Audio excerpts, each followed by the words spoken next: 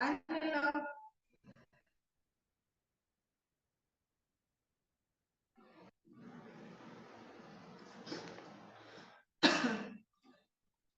everyone, myself teacher. Okay. അപ്പൊ നമ്മള് first ഒരു ലെസൺ നമ്മൾ കംപ്ലീറ്റ് ചെയ്തിട്ടുണ്ടായിരുന്നു അല്ലെ. അപ്പൊ നമ്മുടെ ആദ്യത്തേത് പോപ്പുലർ ലിറ്ററേച്ചർ ആൻഡ് ഇൻട്രൊഡക്ഷൻ എന്ന് പറഞ്ഞിട്ടുള്ള ഒരു യൂണിറ്റ് ആയിരുന്നു. ഞാൻ അന്ന് എടുത്തപ്പോൾ തന്നെ പറഞ്ഞു കുറച്ച് ഡിഫിക്കൽട്ട് ആണ്, അപ്പൊ നമ്മൾ നന്നായിട്ട് വായിച്ച് മനസ്സിലാക്കണം എന്ന് പറഞ്ഞിട്ടുണ്ടായിരുന്നു അല്ലെ. അപ്പൊ പോപ്പുലർ ലിറ്ററേച്ചറിലെ കുറച്ച് കാര്യങ്ങളൊക്കെ നമ്മൾ ഡിസ്കസ് ചെയ്തു. ക്വസ്റ്റ്യൻ ആൻസേഴ്സ് ഒക്കെ വായിച്ച് നോക്കണമെന്ന് പറഞ്ഞിട്ടുണ്ടായിരുന്നു. അപ്പൊ നിങ്ങൾ അത് വായിച്ചു നോക്കിയിട്ടുണ്ടെന്ന് വിശ്വസിക്കുന്നു. അപ്പൊ നമുക്ക് നമ്മുടെ സെക്കൻഡ് ചാപ്റ്ററിലേക്ക് പോകാം. നമ്മൾ ഇന്ന് എടുക്കാൻ പോകുന്നത് ഇതിലെ സെക്കൻഡ് ചാപ്റ്റർ ആണ് കേട്ടോ.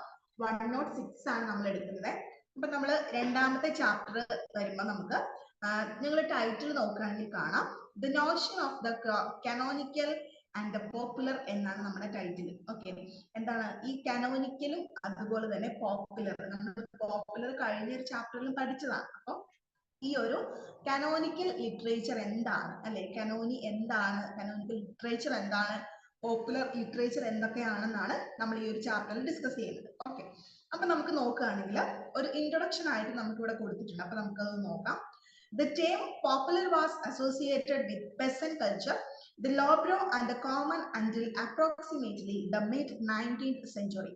അപ്പൊ നമ്മുടെ ഈ പോപ്പുലർ എന്നൊരു വാക്ക് നമ്മൾ ഏറ്റവും കൂടുതലായിട്ട് നമ്മൾ ഉപയോഗിക്കുന്നത് നമ്മുടെ ഒരു പെസന്റ് കൾച്ചർ അല്ലെ, നമ്മുടെ ഒരു കർഷക സംസ്കാരവുമായിട്ട് ബന്ധപ്പെട്ടിട്ടാണെന്ന് പറയുന്നു. അതുപോലെ തന്നെ ഒരു അൺഎഡ്യൂക്കേറ്റഡ് ആയിട്ടുള്ള ഒരു ഗ്രൂപ്പ് ഓഫ് പീപ്പിൾ കേട്ടോ, ആ ഒരു ഗ്രൂപ്പ് ഓഫ് പീപ്പിളിനെ ഒന്ന് ഇൻഡിക്കേറ്റ് ചെയ്യുന്നതിന് വേണ്ടിയിട്ടാണ് പോപ്പുലർ എന്നത് കൂടുതലായിട്ടും ഉപയോഗിച്ചിരുന്നത്.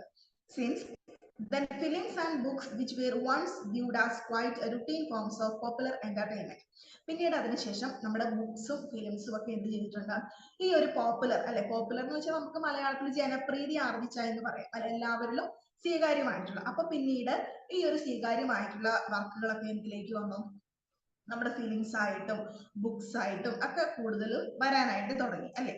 Such as the early Chaplin films or spy thrillers, crime fiction and popular romances now get the status of reversed classics. അതുകൊണ്ട് തന്നെ എന്ത് പറ്റി, നമ്മുടെ പണ്ട് നമ്മുടെ ചാപ്ലിന്റെ സിനിമകളൊക്കെ ഉണ്ടായിരുന്നു അല്ലെ, അതുപോലെ തന്നെ സ്പൈ ത്രില്ലേഴ്സ് അല്ലെ, അത് ചാരപ്പണിയൊക്കെ നടത്തുന്ന ആൾക്കാരുടെ കഥയൊക്കെ നമ്മുടെ ഫിലിമിലൊക്കെ ഉണ്ടായിരുന്നു അല്ലെ. പക്ഷെ അന്ന് അതത്ര പോപ്പുലർ ആയിരുന്നില്ല.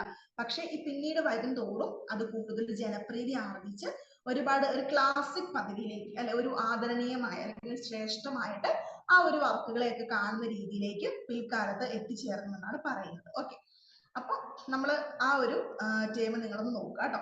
പിന്നെ അടുത്ത എന്താണ്, which were very much part of popular theatre as late as the 19th century. അപ്പോൾ ഒരു 19th സെഞ്ചുറിയുടെ ഒരു അവസാനമൊക്കെ ആയപ്പോഴത്തേക്കും നമ്മുടെ ഈ ഒരു പോപ്പുലർ ലിറ്ററേച്ചർ ഒക്കെ കൂടുതലായിട്ട് വന്നു തുടങ്ങി. Now the epitome of high culture. അപ്പൊ ഇപ്പോ എന്താണ്, അന്നത്തെ ആ ഒന്നും അതായത് അവഗണിച്ചുകൊണ്ടിരുന്ന വർക്കുകൾ എന്ന് പറയാം, അല്ലെങ്കിൽ ഒട്ടും ആളുകളൊന്നും അംഗീകരിക്കാത്ത, ഒട്ടും സ്വീകാര്യമായിട്ടില്ലാത്ത ആ ഒരു വർക്കുകളൊക്കെ ഇന്നത്തെ കാലത്ത് ഏറ്റവും നല്ല ഒരു കൾച്ചറിന് തന്നെ ഏറ്റവും നല്ല ഒരു എക്സാമ്പിൾ ആയിട്ട് നമ്മൾ ചൂണ്ടിക്കാണിക്കുന്ന വർക്കുകളൊക്കെയാണ്. അപ്പൊ ഓരോ കാലം കഴിയുന്തോറും ആ ഒരു വ്യവസ്ഥയ്ക്ക് മാറ്റം സംഭവിച്ചുകൊണ്ടിരിക്കുന്നു അല്ലെ. ഇനി നമുക്ക് ഈ ചാപ്റ്ററിൽ ഈ കാനോൺ എന്ന് പറഞ്ഞിട്ടുള്ള ഒരു ടേം കൊടുത്തിട്ടുണ്ട് അല്ലെ. അപ്പൊ നമ്മുടെ ടൈറ്റിൽ നോക്കിയാൽ അറിയാം, the Notion of the canonical എന്ന് പറഞ്ഞിട്ടുണ്ട്.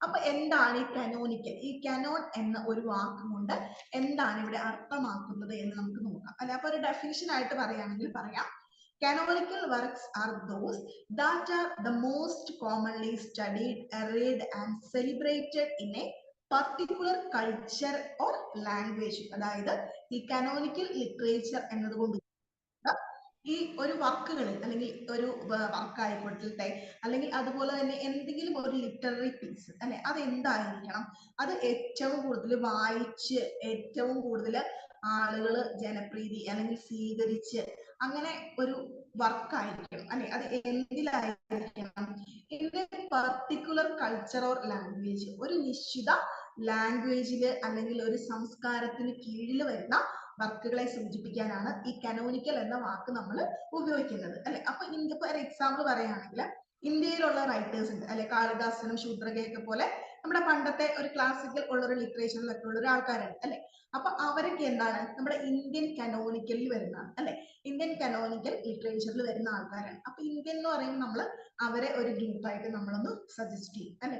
അതുപോലെ തന്നെ വെസ്റ്റ് അല്ലെ, നമ്മുടെ ഷേക്സ്പിയറും അങ്ങനെ ഉള്ള ചോസർ അങ്ങനെ കുറച്ച് ആൾക്കാരെ എടുക്കുകയാണെങ്കിൽ അവർ വെസ്റ്റേൺ കനോണിക്കൽ എന്ന് പറയും അല്ലെ. അതായത് നല്ലതായിട്ട് സെലിബ്രേറ്റ് ചെയ്യപ്പെട്ട അല്ലെങ്കിൽ ഒരുപാട് ആളുകൾ റീഡ് ചെയ്ത് അറിഞ്ഞ് ഉള്ളൊരു ഫേമസ് ആയിട്ടുള്ള ഒരു വർക്കുകളായിരിക്കും. അതുപോലെ തന്നെ എന്തായിരിക്കും, അതൊരു നിശ്ചിത ലാംഗ്വേജിൽ അല്ലെങ്കിൽ ഒരു സംസ്കാരത്തിന് കീഴിൽ വരുന്നതായിരിക്കും. അപ്പൊ അതിനെ ഒന്ന് നമ്മൾ കാറ്റഗറൈസ് ചെയ്യാൻ വേണ്ടിയിട്ടാണ് നമ്മൾ കാനോനിക്കൽ എന്നൊരു വാക്ക് നമ്മൾ ഉപയോഗിക്കുന്നത്. ഓക്കെ, അപ്പൊ നമ്മൾ ഇനി ഓരോന്നും പറഞ്ഞു കഴിയുമ്പോൾ നമുക്കത് കുറച്ചും കൂടെ മനസ്സിലാവും കേട്ടോ. നമ്മൾ ഇത്ര ഫെമിലിയർ അല്ലാത്തൊരു ടേമാണ് അല്ലെ ഈ കാനോനിക്കൽ എന്ന് പറയുന്നത്. അപ്പൊ നമുക്ക് നോക്കാം. Defining the canon. അപ്പൊ ഇവിടെ ഡെഫിനിഷൻ പോലെ നമുക്ക് തന്നിട്ടുണ്ട്, നോക്കാം. Several texts from literature often are both classic and popular അല്ലെ. നമുക്ക് നമ്മുടെ എല്ലാ ലാംഗ്വേജും അല്ലെ, ഇംഗ്ലീഷ് ആയിക്കൊള്ളട്ടെ, മലയാളം ആയിക്കൊള്ളട്ടെ, ഹിന്ദി ആയിക്കോട്ടെ, തെലുങ്ക് ആയിക്കോട്ടെ, അല്ലെ ഏത് ലാംഗ്വേജിലാണെങ്കിലും നമുക്ക് എന്തുണ്ട്, several text from literature often at both classic and popular അല്ലെ, വളരെ ജനപ്രീതി ആർജിച്ചതും അതുപോലെ തന്നെ നല്ല ശ്രേഷ്ഠമായിട്ട് നമ്മൾ കരുതിക്കൊണ്ട് പോരുന്ന വർക്കുകളൊക്കെ നമ്മുടെ എല്ലാ ലാംഗ്വേജിലും നമുക്ക് അവൈലബിൾ ആണ് അല്ലെ. Leslie fielder gives the example of Japanese art അല്ലെ. അപ്പൊ നമ്മുടെ ഈ ലെസ്ലി ഫീൽഡർ എന്ന് പറഞ്ഞിട്ടുള്ള ഒരു ആള്, അയാൾ നല്ലൊരു എക്സാമ്പിൾ പറയാണ്. എന്താണെന്ന് അറിയാമോ, ജാപ്പനീസ് ആർട്ട്, ഒരു ജപ്പാനിലെ ഒരു കലയെ കുറിച്ചാണ് ഒരു എക്സാമ്പിൾ ആയിട്ട് നമ്മളോട് പറയുന്നത്. എന്താണ്, the floating world picture called ukiyo, an ancient Japanese art form. Ukiyo is printed with wooden blocks in several colors and they portray well-known figures, prostitutes and popular actors, or the Japanese would say bijin, that is a beautiful person. Ukiyo is high art which across over to popular art and has the merits of high art. അപ്പൊ പറയുന്നത് എന്താ വെച്ചിട്ടുണ്ടെങ്കിൽ ഈ Japanese ആർട്ടായിട്ടുള്ള ഒരു ഇക്കിയോ എന്ന് പറഞ്ഞ ഒരു കലാരൂപത്തെ പറ്റി പറയുന്നുണ്ട്. അപ്പൊ ഇത് വുഡൻ ബ്ലോക്സിലൊക്കെ ആളുകളുടെ പടമൊക്കെ പ്രിന്റ് ചെയ്യുന്ന അങ്ങനെ ഒരു കാര്യത്തിനെ പറ്റിയാണ് നമ്മൾ ഈ ഉക്കിയോ എന്ന് ഉദ്ദേശിക്കുന്നത് കേട്ടോ. അപ്പൊ ഈ ഉക്കിയോ എന്ന് പറയുന്നത് അന്നൊന്നും അതത്ര പ്രചാരത്തിൽ ഉണ്ടായിരുന്നില്ല. പക്ഷെ പിന്നീട് വരുന്നവർ അവരുടെ ആ ഒരു ജപ്പാൻ കൾച്ചറിനെ സൂചിപ്പിക്കാൻ വേണ്ടി നമ്മൾ ഈ ഉക്കിയോ എന്ന് പറയുന്ന ഈ ഒരു ആർട്ട് നമ്മൾ ഭയങ്കര ഹൈ ആയിട്ട് നമ്മൾ കരുതുന്നുണ്ട് കേട്ടോ. അപ്പൊ നമ്മുടെ ഈ വർക്കുകളും അങ്ങനെ തന്നെയാണ് അല്ലെ. അപ്പൊ ഈ ജപ്പാനിൽ എന്തെങ്കിലും ഒരു ലിറ്റററി വർക്ക് ഒക്കെ ഉണ്ടെങ്കിൽ അതെന്തായിരിക്കും, ആ ഒരു സംസ്കാരം അല്ലെ, അവരുടെ ആ ഒരു ലാംഗ്വേജിൽ അവരുടെ ആ ഒരു കൾച്ചറിന്റെ ഇടയ്ക്ക് അത് ഭയങ്കര പോപ്പുലർ ആയിരിക്കും, ഭയങ്കര ഫേമസ് ആയിരിക്കും. അപ്പൊ അതിനെ നമുക്ക് ഒരു കാനോനിക്കൽ എന്ന് നമുക്ക് പറയാനായിട്ട് സാധിക്കും. ഓക്കെ, അപ്പൊ ഇതാണ് ഏറ്റവും നല്ലൊരു ബെസ്റ്റ് എക്സാമ്പിൾ ആയിട്ട് എന്താണ് കാനോനിക്കൽ എന്ന് നമുക്ക് പറയാനായിട്ട് പറ്റും കേട്ടോ. ക്യാനോൺ അല്ലെങ്കിൽ കാനോനിക്കൽ. ഓക്കെ, ഇനി നോക്കിക്കേ. പിന്നെ പറയുകയാണെങ്കിൽ ukiyo is lowbrow and urban. It is a mass product art of the canon by cautious tradition, a category and a league that is exclusive and limited. അപ്പൊ ഈ ഉക്കിയോ എന്ന് പറയുന്നത് ജപ്പാനിൽ മാത്രമായിട്ട് അവരുടെ ഒരു കലയാണെന്ന് പറയാം അല്ലെ. അപ്പൊ അതെന്താണ്, അതൊരു കാറ്റഗറിയാണ് അല്ലെ, അത് അവരുടെ ഒരു പ്രത്യേകം ഒരു കൾച്ചറിനെ സൂചിപ്പിക്കാനാണ് ഈ ഉക്കിയോ എന്ന് പറയുന്ന ആ ഒരു ആർട്ട് അവര് പ്രദർശിപ്പിക്കുന്നത് അല്ലെ. അതെന്താണ്, ഭയങ്കര എക്സ്ക്ലൂസീവ് ആണ് അല്ലെ, ഭയങ്കര റെയർ അല്ലെങ്കിൽ ഭയങ്കര സീക്രട്ട് ആയിട്ട് ഭയങ്കര എന്താ പറയാ സീരിയസ് ഒരു നേച്ചർ ഉള്ള ഒരു മാറ്റർ ആണ്. അതുപോലെ തന്നെ ലിമിറ്റഡ് ആണ് അല്ലെ, അവരുടെ ആ ഒരു കൾച്ചറിൽ മാത്രമാണ് ഈ ഒരു ആർട്ട് ഫോം ഉള്ളൂ. ഓക്കെ, അതിനെ നമുക്ക് എന്ത് പറയാം, ഒരു കാനോൺ എന്ന് നമുക്ക് പറയാം അല്ലെ. അപ്പൊ എന്താണ് കാനോൺ എന്ന് മനസ്സിലായി കാണുന്നുണ്ടോ? പിന്നെ നമുക്ക് നോക്കാം. Initially canon had a religious connotation അല്ലെ. ആദ്യമായിട്ട് നമ്മൾ കാനോൺ എന്നൊക്കെ പറയുമ്പോൾ നമുക്ക് മതപരമായിട്ടുള്ള കുറച്ച് അർത്ഥങ്ങളൊക്കെ ഉള്ള കാര്യങ്ങളൊക്കെയാണ് നമ്മൾ പെട്ടെന്ന് വിചാരിക്കും അല്ലെ. Canon was a standard of judgment or a text containing those views such as that of the Bible or the Quran. അപ്പൊ ഈ ഖുറാനിലെയും ബൈബിളിലെയും ചില വചനങ്ങളൊക്കെ ഉൾപ്പെടുത്തിക്കൊണ്ടുള്ള വർക്കുകളെയൊക്കെ നമ്മൾ കാനോൺ അല്ലെ, കാനോട്ടേഷൻ എന്നൊക്കെ നമ്മൾ പറയാറുണ്ട് അല്ലെ. Sometimes within religious traditions, as views evolve or change, some formally canonical texts become appropriate meaning outside the realm of what's considered representative അല്ലെ. അപ്പൊ നമ്മൾ ചില റിലീജിയസ് ആയിട്ടുള്ള വർക്കുകളൊക്കെ നമുക്ക് ഉദ്ദേശിക്കുന്ന ഒരു മീനിങ് ആയിരിക്കില്ല അത് പോർട്രേ ചെയ്യുക അല്ലെ, അത് മറ്റുള്ളവർ കൺസീവ് ചെയ്യുന്നത് തെറ്റിദ്ധരിക്കപ്പെട്ടായിരിക്കാം അല്ലെ. അപ്പൊ അതിന് ഏറ്റവും നല്ല എക്സാമ്പിൾ ആയിട്ട് പറയുന്നത് ഈ മഗ്ദലന മറിയത്തിന്റെ ഒരു കഥ, അത് വളരെ തെറ്റിദ്ധരിക്കപ്പെട്ട ഒരു വർക്കാണെന്ന് പറയുന്നുണ്ട് അല്ലെ. അപ്പൊ എന്താ പറയുന്നത്, an example of an approximate text in Christianity would be the Gospel of Mary Magdalena, This is highly controversial text not recognized by the various churches but believed to be the words of one of Jesus' closest companions. അല്ലെ, അപ്പൊ ചില വർക്കുകൾക്ക് അല്ലെ ചില വർക്കുകൾക്ക് നല്ല ഒരു സ്വീകാര്യത ലഭിച്ചിട്ടില്ലെങ്കിലും അതെന്താണ്, അത് ഒരു ഗ്രൂപ്പ് ഓഫ് പീപ്പിളിൽ നന്നായിട്ട് സ്വാധീനം ചെലുത്താൻ പറ്റും അല്ലെ. അപ്പൊ ചില മതപരമായിട്ടുള്ള കാര്യങ്ങളൊക്കെ പറയുന്ന അല്ലെ, ബൈബിളിൽ നിന്നുള്ള കഥകളും അങ്ങനെയുള്ള എന്താണ് നമ്മുടെ പ്രഘോഷണങ്ങളൊക്കെ പറയും അല്ലെ, അങ്ങനെയുള്ള കാര്യങ്ങളൊക്കെ അത് എന്താണ് ഔപചാരികമായിട്ട് അതിന് സ്വീകാര്യത ലഭിക്കണം എന്നില്ല അല്ലെ, എല്ലാ ആളുകളും അതിനെ അംഗീകരിക്കണം എന്നില്ല. പക്ഷെ അത് എന്തിനു പറ്റും, ആ ഒരു ഗ്രൂപ്പ് ഓഫ് പീപ്പിൾ അല്ലെ, ആ ഒരു വിശ്വാസമുള്ള ആ ഒരു റിലീജിയസ് വ്യൂസിന്റെ ഇടയ്ക്ക് എന്താണ് ആ ഒരു വിശ്വാസികൾക്ക് അത് നന്നായിട്ട് അവർ ആ വർക്ക് സ്വീകരിക്കും, അവരതിനെ അംഗീകരിക്കുകയും ചെയ്യും അല്ലെ. അപ്പൊ ഒരു ക്രിസ്ത്യൻ മതം എന്താണ് ഒരു ഏറ്റവും നല്ലൊരു എക്സാമ്പിൾ ആണ്, ഇങ്ങനെയുള്ള ഒരു ക്യാനോൺ എന്ന് പറയുന്നതിന് ഒരു നല്ലൊരു എക്സാമ്പിൾ ആണ് അല്ലെ. അപ്പൊ മഗ്ദലന മറിയം എന്ന് പറയുന്ന ആ ഒരു വളരെ വിവാദമായിട്ടുള്ള ഒരു പുസ്തകമാണ് അല്ലെ, ആ ഒരു ക്രിസ്ത്യാനിറ്റിയിലുള്ളൊരു ഗ്രന്ഥമാണ് അല്ലെ. പക്ഷെ കാലക്രമേണ എന്ത് പറ്റി, ആ ഒരു വർക്കിനെ പിന്നീട് എല്ലാവരും അംഗീകരിക്കാനായിട്ട് ശ്രമിച്ചിട്ടുണ്ടെന്നാണ് പറയുന്നത്. ഓക്കെ, അപ്പോൾ ക്രിസ്ത്യാനിറ്റിയിൽ മതപരമായിട്ട് നമുക്ക് എന്ത് പറയാം, ക്യാനോൺ എന്ന വാക്കിനെ നമുക്ക് റിലേറ്റ് ചെയ്ത് പറയാനായിട്ട് സാധിക്കും. അപ്പൊ അവരുടെ ഇടയിലുള്ള ആ ഒരു വർക്ക് എന്താണ്, ആ ഒരു ക്രിസ്ത്യാനിറ്റിനെ നന്നായിട്ട് അറിയുന്നവർക്ക് മാത്രം മനസ്സിലാവുന്ന ഒരു കാര്യമാണ് അല്ലെ. അപ്പൊ അതിനെ നമുക്ക് എന്ത് പറയാം, ക്യാനോൺ എന്ന വാക്കുകൊണ്ട് നമുക്ക് ഡിഫൈൻ ചെയ്യാം. ഓക്കെ, ഇനി എന്താണ് വാട്ട് ഈസ് എ ലിറ്റററി ക്യാനോൺ, ഇനി നമുക്ക് ലിറ്റററി ക്യാനോൺ എന്താണെന്ന് നോക്കാം അല്ലെ. എന്താണ് a literary canon is the collection of work considered representative of a period of a genre അല്ലെ. അപ്പൊ നമ്മുടെ ലിറ്റററി ക്യാനോൺ എന്ന് പറയുന്നത് ഒരു കളക്ഷൻ ഓഫ് വർക്കാണ് അല്ലെ, ഒരു കൂട്ടം വർക്കുകളുടെ കളക്ഷൻ ആണ്. എന്താണ് considered representative of A period of genre, ഒരു പ്രത്യേകതരം വർക്കുകളുടെ കൂട്ടത്തെ അല്ലെങ്കിൽ പ്രത്യേകതരം കാലഘട്ടത്തെ സൂചിപ്പിക്കുന്ന വർക്കുകളെയാണ് നമ്മൾ ലിറ്റററി ക്യാനോൺ എന്ന് പറഞ്ഞ് ഉദ്ദേശിക്കുന്നത് അല്ലെ. അതിന് എക്സാമ്പിൾ നോക്കിക്കേ, William Shakespeare or Chaucer are part of the Western canon and classical Indian writers like Kalidasa and Shudras are a part of the Indian canon അല്ലെ. അപ്പൊ നമുക്ക് നമുക്ക് ലിറ്റററി ക്യാനോൺ എന്നാണ് നമുക്ക് നന്നായിട്ട് മനസ്സിലാക്കാൻ പറ്റും. നോക്കിയാൽ വില്യം ഷേക്സ്പിയർ ആൻഡ് ചോസർ അല്ലെ, ചോസറിനും വില്യം ഷേക്സ്പിയറും are a part of the western canon അല്ലെ, അവർ പാശ്ചാത്യ സംസ്കാരത്തിന്റെ റൈറ്റേഴ്സ് ആണ് അല്ലെ. അപ്പൊ അവരെന്താണ്, അവരുടെ ആ വർക്കുകളെയൊക്കെ നമ്മൾ സൂചിപ്പിക്കുന്നത് അവരുടെ ആ ഒരു കാലഘട്ടം, അവരുടെ ആ ഒരു സംസ്കാരത്തെയാണ് അവര് സൂചിപ്പിക്കുന്നത്. അവരുടെ വർക്കുകളിലൊക്കെ അതാണ് നമുക്ക് കൂടുതലായിട്ടും കാണാനായിട്ട് സാധിക്കുക അല്ലെ. പിന്നെ അതുപോലെ തന്നെ പറയുന്നത് എന്താണ്, classical Indian writers like Kalidasa and Shudras are a canon അല്ലെ. അപ്പൊ ശൂദ്രയും അതുപോലെ തന്നെ നമ്മുടെ ഈ ഒരു കാളിദാസനും ഒക്കെ എന്താണ് നമ്മുടെ ഇന്ത്യൻ റൈറ്റേഴ്സ് അല്ലെ, ഇന്ത്യൻ ക്യാനോണിൽ പെടുന്ന ആളുകളാണ്. അപ്പൊ നമുക്ക് മനസ്സിലായില്ല, ഒരു പർട്ടിക്കുലർ ലാംഗ്വേജിലുള്ള റൈറ്റേഴ്സിനെ പറയുന്ന നമുക്ക് ആ ഒരു ക്യാനോണിൽ പെടുത്താം, നമ്മുടെ ഒരു ഇന്ത്യയിലുള്ളതിനെ നമുക്ക് അങ്ങനെ പെടുത്താം. അപ്പൊ ഡിഫറെന്റ് സെക്ഷൻസ് ആയിട്ട് നമ്മൾ ഡിവൈഡ് ചെയ്യുന്നു അല്ലെ. പിന്നെ എന്ത് പറയാം,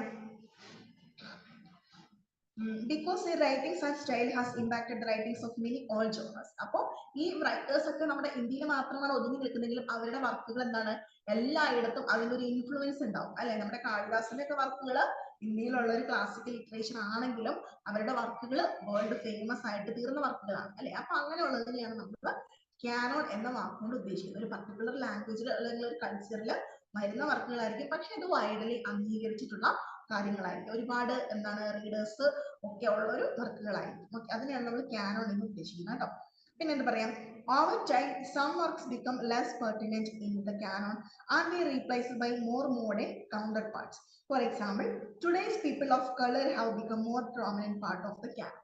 അപ്പൊ പിന്നെ പറയുന്നത് എന്താണ്, നമ്മുടെ ഈ ക്യാനോണിന് എന്താണ് എതിരാളികളൊക്കെ വരും അല്ലെ. അതുപോലെ ഈ വർക്കുകളുടെ സ്ഥാനത്തൊക്കെ മറ്റ് എതിരാളികളൊക്കെ വന്നു ചെയ്യും. അതിന് എക്സാമ്പിൾ പറയുന്നത് എന്താണ്, ഇന്ന് ഏറ്റവും കൂടുതലായിട്ട് വൈറ്റ് പീപ്പിളിന്റെ ഒരു സെലിബ്രേറ്റഡ് ആയിട്ടുള്ള ഒരു സൊസൈറ്റിയിലാണ് നമ്മൾ ജീവിക്കുന്നത് അല്ലെ. കൂടുതലായിട്ടും എന്താണ് കളർ ബിക്കം മോർ പ്രോമിനന്റ് അല്ലെ, വൈറ്റിന് കൂടുതൽ പ്രാതിനിധ്യം കൊടുക്കുന്ന ഒരു സൊസൈറ്റിയിലാണ് നമ്മൾ ജീവിക്കുന്നത് അല്ലെ. അപ്പൊ എന്ത് പറ്റും, സെവറൽ മോഡേൺ ബ്ലാക്ക് റൈറ്റേഴ്സ്, അപ്പൊ പണ്ടത്തെ കറുത്ത വർഗ്ഗക്കാരായിട്ടുള്ള എഴുത്തുകാരുണ്ട് അല്ലെ. ആരൊക്കെയാണ്, ലാങ്സ്റ്റൺ ഹ്യൂഗ്സ്, പിന്നെന്താണ് നമ്മുടെ ടോണി മോറിസന്റെ ബിലൗഡ്, അതുപോലെ തന്നെ ആലീസ് വാക്കറിന്റെ കളർ പെർഫെക്റ്റ് അല്ലെ. അപ്പൊ ഇതൊക്കെ എന്താണ് ഒരു മോഡേൺ ക്യാനന്റെ എക്സാമ്പിൾ ആണ് അല്ലെ. അപ്പൊ നമ്മൾ അതിന് എതിരാളികളാണ് അല്ലെ. അപ്പൊ നമ്മുടെ ഈ ക്യാനോണിനെ തന്നെ നമ്മൾ പല കാറ്റഗറി ചെയ്യും, അവിടെ വൈറ്റ് ആയിട്ടുള്ള കൂടുതൽ ആളുകൾ കാണും, അതുപോലെ തന്നെ ബ്ലാക്കിഷും കാണും. അപ്പൊ അതിനെ നമ്മൾ എന്താണ് ബ്ലാക്ക് പീപ്പിൾ, ബ്ലാക്ക് റൈറ്റേഴ്സ് പറയുമ്പോൾ അവരെ നമ്മൾ ഗ്രൂപ്പായിട്ട് തിരിച്ചു അല്ലെ. അപ്പൊ അതിനെ എന്താ പറയാ, നമ്മളൊരു കാനോൺ നമുക്ക് ഉൾപ്പെടുത്താനായിട്ട് പറ്റും. ഓക്കെ, പിന്നെ എന്താ പറയാ, writers like Ravindranath Tagore, the Geethanjali fame, Pablo Neruda, രാജാറാവ് the author of Kanthapura, Patrick white, James ബ്ലോഡ്വിൻ, the native sun Edward Braithwaite, Chinua Achebe, most well known for Things Fall Apart, Scott Monday, Amy Tan, and Sherman Alexie are the representatives of the entire sub-genres of Native American, Asian American, Australian, Caribbean, African, Indian, and African American style of writing. അല്ലെ, അപ്പൊ നമ്മൾ ഇത്രയും റൈറ്റേഴ്സിന്റെ പേര് പറഞ്ഞല്ലോ. അപ്പൊ ഇത്രയും writers എന്താണ്, അവർ എല്ലാവരും ഈ ഒരു ജോണേഴ്സിൽ അല്ലെങ്കിൽ ഈ ഒരു കാറ്റഗറിയിൽ പെടുന്ന റൈറ്റേഴ്സ് ആണ് കേട്ടോ. ഇനി എന്താ പറയാ, some work of some writers do not get appreciated in their time, but their writings become part of the canon many years after their death. ഇനി ഒരു സെക്ഷൻ പറയുന്നത് എന്താണ്, നമ്മൾ കുറച്ച് റൈറ്റേഴ്സ് ഒക്കെ ഉണ്ടാവും അല്ലെ, അപ്പൊ അവർ ജീവിച്ചിരിക്കുമ്പോൾ അവർ നല്ല ഫേമസ് ആയിട്ടുള്ള വർക്കുകളൊക്കെ എഴുതിയിട്ടുണ്ടാവും. പക്ഷെ എന്താണ്, അവരുടെ ആ ഒരു കാലഘട്ടത്തിൽ അത് ആരും അംഗീകരിക്കില്ല, അല്ലെങ്കിൽ അത് പബ്ലിഷ് ഒക്കെ ചെയ്തിട്ടുണ്ടെങ്കിൽ എന്താണ്, ആരും വായനക്കാരൊന്നും ഇല്ലാതെ ആരും അറിയപ്പെടാതെ പോകുന്ന വർക്കുകളൊക്കെ ഉണ്ടാവും അല്ലെ. പിന്നീട് അവരുടെ ആ ഒരു കാലഘട്ടമൊക്കെ കഴിഞ്ഞ് അവരുടെ ഒരു മരണമൊക്കെ കഴിഞ്ഞിട്ട് പിന്നീട് ആരെങ്കിലും ഒക്കെ ഇതിനെ കുറിച്ചൊക്കെ ഒരു സ്റ്റഡി ഒക്കെ നടത്തുമ്പോൾ ആ ഒരു വർക്കൊക്കെ ഒന്ന് കൊണ്ടുവരും അല്ലെ. അപ്പൊ അത് പിന്നെ അത് റീപബ്ലിഷ് ചെയ്യും, അങ്ങനത്തെ കാര്യങ്ങളൊക്കെ സംഭവിക്കാറുണ്ട് അല്ലെ. അപ്പൊ അങ്ങനെ വരുമ്പോൾ അത് വൈഡ്ലി അക്സെപ്റ്റഡ് ആവും, ഒരുപാട് റീഡേഴ്സും അല്ലെ ഒത്തിരി ആളുകൾ അതിനെ പ്രശംസിച്ചുകൊണ്ട് അപ്രീഷിയേറ്റ് ചെയ്തുകൊണ്ടൊക്കെ പറയും അല്ലെ. അപ്പൊ എന്ത് പറ്റും, അവരുടെ ആ ഒരു കാലഘട്ടത്തിൽ അത് നന്നായിട്ട് അപ്രീഷിയേറ്റ് ചെയ്യപ്പെടുന്നില്ല അല്ലെ. അപ്പൊ എന്താണ്, അവരുടെ ഡെത്തിനൊക്കെ ശേഷമാണ് പിന്നീട് ആ ഒരു വർക്ക് അവരുടെ കാലഘട്ടത്തിലേക്ക് നമ്മളെ ആഡ് ചെയ്യാണ് ചെയ്യുന്നത് അല്ലെ. അപ്പൊ അതും എന്താണ്, ഒരു കാനോൺ എന്ന് പറയും അല്ലെ. അതെന്താണ്, become part of the Canon many years after there death അല്ലെ. അപ്പൊ ആ ഒരു കാലഘട്ടത്തിലേക്ക് നമ്മുടെ വർക്ക് വരുന്നത് എന്താണ്, അവരുടെ മരണത്തിന് ശേഷമായിരിക്കും. അപ്പൊ അതും എന്താണ്, ഒരു കാനോൺ എന്ന് നമുക്ക് പറയാം അല്ലെ. അവരുടെ ആ ഒരു കാലഘട്ടത്തിനെ ആ ഒരു വർക്ക് അപ്രീഷിയേറ്റ് ചെയ്തില്ല, പിന്നീട് അത് അപ്രീഷിയേറ്റ് ചെയ്യപ്പെടും അല്ലെ. പിന്നെ എന്താണ്, Jane Austen who wrote Pride and Prejudice, Charlotte Bronte who wrote Jane Eyre, and Emily Dickinson who is well known for her poem Because I Could Not Stop for Death become part of the canon many years after their death അല്ലെ. അപ്പൊ ഈ പറഞ്ഞ ഈ മൂന്ന് writers അല്ലെ, Jain Austen ഉണ്ട്, അദ്ദേഹത്തിന് ഏത് വർക്കാണ്, പ്രൈഡ് ആൻഡ് പ്രെജുഡീസ് എന്ന് പറയുന്ന വർക്കുണ്ട്.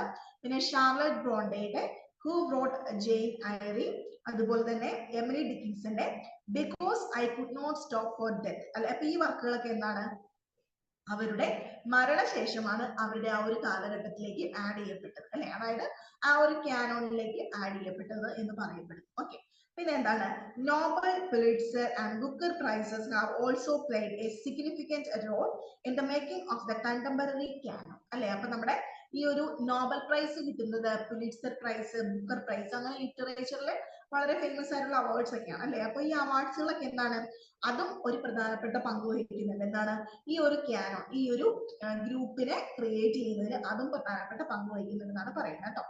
Some contemporary writers of fame and popular who have found considerable space in academic discussions are Marcus Babsi Sidwa, Salman Rushdie, Orphan Pamuk, Amitav Ghosh, Jhumpa Lahiri and Aravind Adiga. അപ്പോൾ ഈ പറഞ്ഞ റൈറ്റേഴ്സിന്റെ ഒക്കെ വർക്കുകളൊക്കെ എന്താണ്, നമ്മുടെ academic സെഷനിലൊക്കെ discussion ആകാനായിട്ട് chance ഉണ്ട് അല്ലെ. അവരുടെ വർക്കുകളൊക്കെ അങ്ങനെ ഡിസ്കഷന് വേണ്ടിയിട്ട് വന്നിട്ടുണ്ട്. അപ്പൊ അതും എന്താണ്, അതൊരു ഗ്രൂപ്പ് ഓഫ് കാനോൺ ആണ് അല്ലെ, അതൊരു പർട്ടിക്കുലർ ഗ്രൂപ്പ് ഓഫ് കാനോണിൽ നമുക്ക് പെടുത്താനായിട്ട് സാധിക്കും. ഓക്കെ, അപ്പൊ ലിറ്ററേച്ചറിൽ എന്താണ്, ലിറ്റററി കാനോൺ എന്ന് പറയുമ്പോൾ പല തരത്തിൽ നമുക്ക് ഓരോ സെക്ഷൻസ് ആയിട്ട് നമുക്ക് ഡിവൈഡ് ചെയ്യാൻ പറ്റും. ഓക്കെ, ഇനി the classic and the classical. ഈ ക്ലാസിക് എന്നത് കൊണ്ട് നമ്മൾ എപ്പോഴും കേൾക്കാറുണ്ട് അല്ലെ.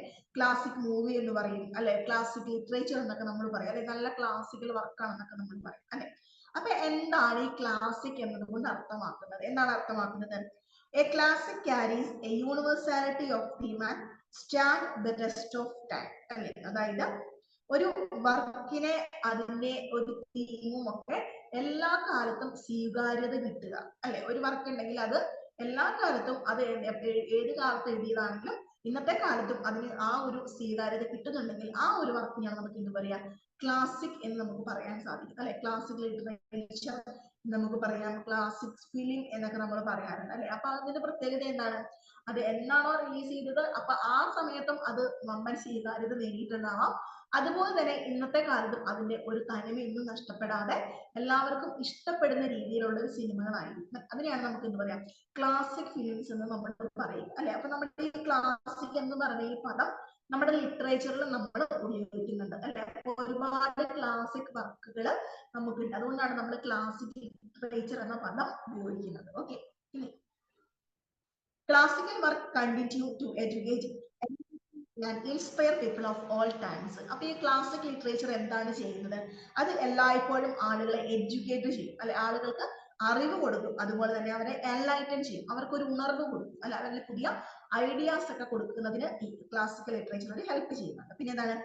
And inspire people of all the times. അതുപോലെ തന്നെ എല്ലാ കാലത്തും അല്ലെ, ഏത് കാലത്തായാലും അത് ജനങ്ങളെ അംഗീകരിക്കാനായിട്ട് അവർക്ക് പറ്റും അല്ലെ. അതുപോലെ തന്നെ ജനങ്ങൾ ആ ഒരു വർക്ക് കൊണ്ട് ഇൻസ്പയർ ആവും അല്ലെ, അവരിലേക്ക് അട്രാക്ട് ആവാനും പറ്റുന്നുണ്ട് അല്ലെ. അത് ആ ക്ലാസിക്കൽ വർക്കിന്റെ ഒരു പ്രത്യേകതയാണ്. പിന്നെ എന്താ പറയാ, take Shakespeare's tragedies such as Othello and Macbeth as example. അപ്പൊ നമ്മുടെ ഈ ഷേക്സ്പിയറിന്റെ ഒഥല്ലോയും മാക്ബത്തും ഒക്കെ നമുക്ക് ഈ ഒരു ക്ലാസിക്കൽ ലിറ്ററേച്ചറിന്റെ ഏറ്റവും നല്ല എക്സാമ്പിൾ ആയിട്ട് എടുക്കാം അല്ലെ.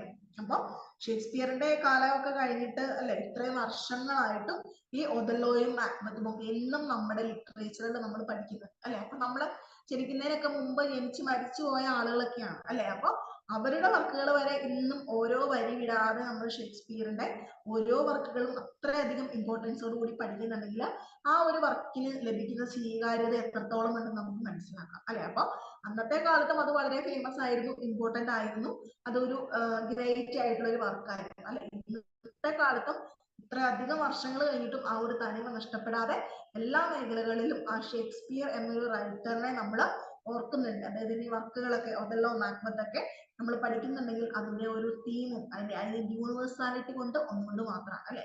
അപ്പൊ അതിനെ നമുക്ക് എന്ത് പറയാം, ഒരു ക്ലാസിക്കൽ ലിറ്ററേച്ചർ ഏറ്റവും നല്ല എക്സാമ്പിൾ ആണെന്ന് പറയാം. ഓക്കെ, പിന്നെ എന്താണ്, they are relevant.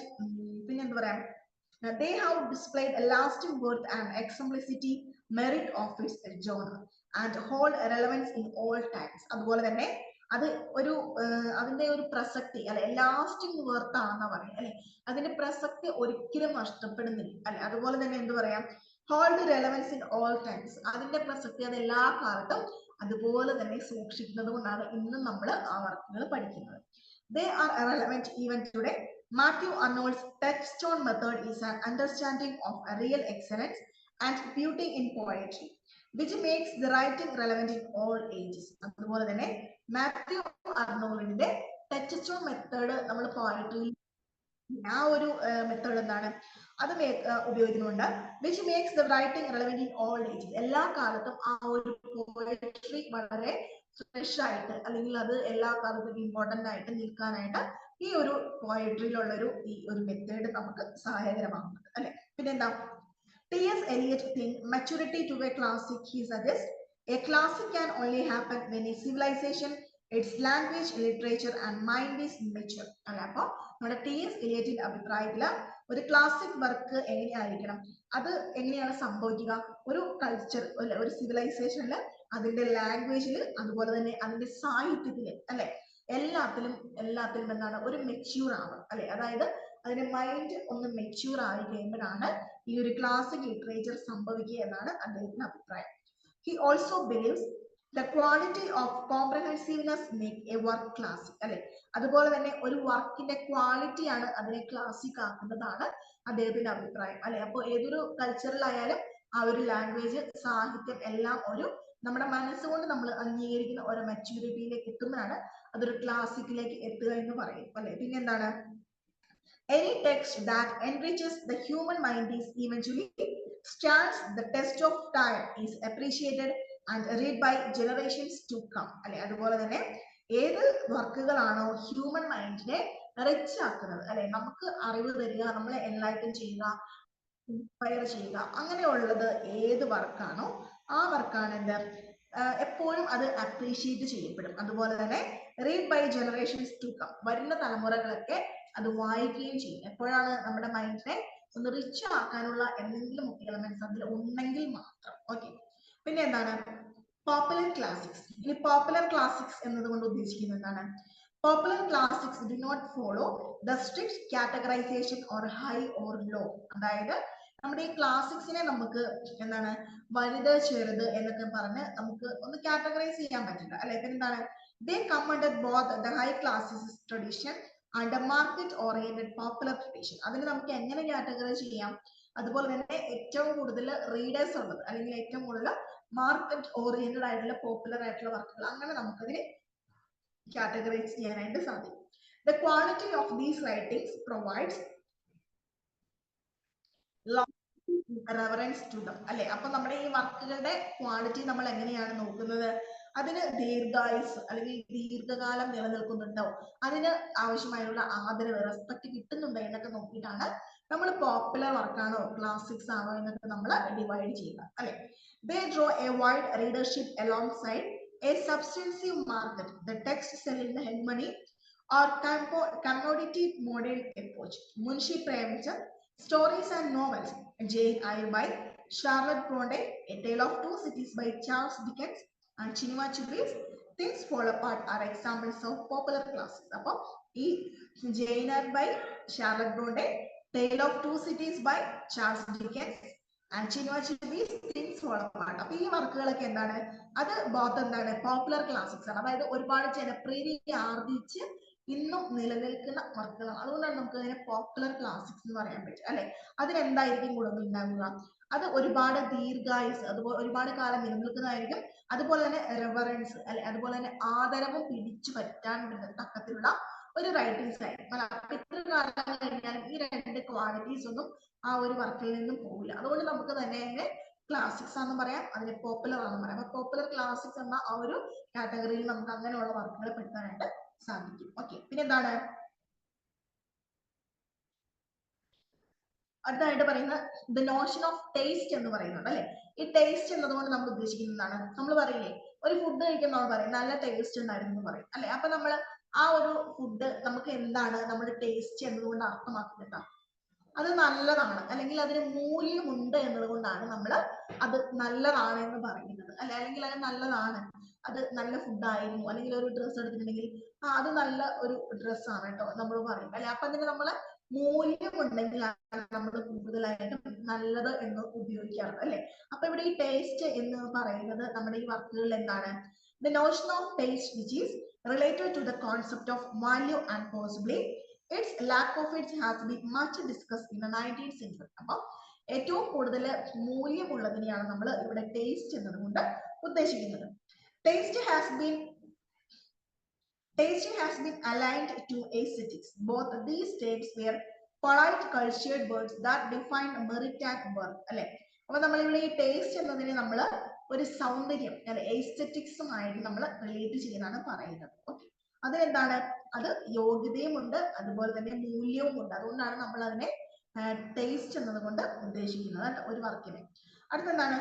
Pierre Bourdieu, a celebrated 20th century expert in popular culture, says that the word opera is highly cultural ordered, having told me opera stand for lack of taste, standard and deficiency in culture. However, we all will agree that no institution or a set of people or any other social construct, including the university, can be the chief or the sole guardian of taste and standards.